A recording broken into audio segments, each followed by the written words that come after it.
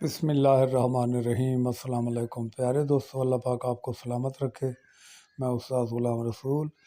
Chloro pneumonia سے بچنے کا طریقہ، اور کون سا طریقہ ہے جس سے بچا جا سکتا ہے، اور اگر تو اس کا علاج نہ کیا جائے تو پھر یہ بہت موذی مرض ہے اور وبائی مرض ہے، ایک سے دوسرے جانور تک بھی پہنچتی ہے، اور اس کی مکمل میں آپ کو بچاؤ کا طریقہ بتاتا ہوں۔ اس سے پہلے جو نئے دوست ہیں وہ چینل کو سبسکرائب کر لیں اور لائک کا بٹن بھی دبائیں۔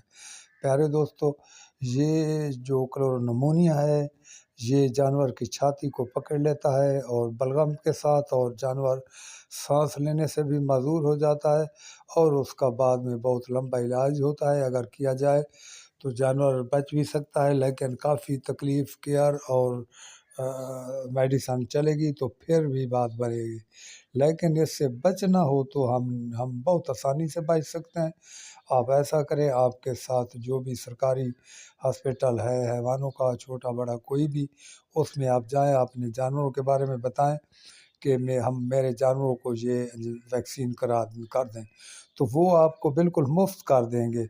اور وہ جب آپ کرائیں گے ویکسین تو پھر آپ کے جانوروں کو انشاءاللہ تعالیٰ پورے سال تک یہ مرض نہیں لگے گی انشاءاللہ۔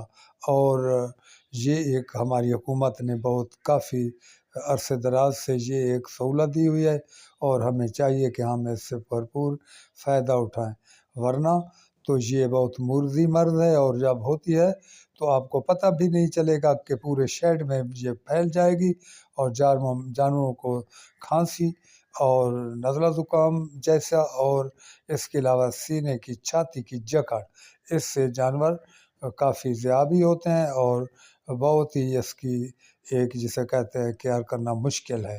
تو پیارے دوستو، یہی آج کا مشورہ ہے میرا، اور میرا یقیناً یہ اصول ہے کہ ایک ایک بات کر میں بتاتا ہوں تاکہ دوست پورا فائدہ اٹھائے۔ اور اب میں اجازت چاہتا ہوں، اگلی ویڈیو تک زندگی کی وفا کی تو حاضر۔ اللہ حافظ۔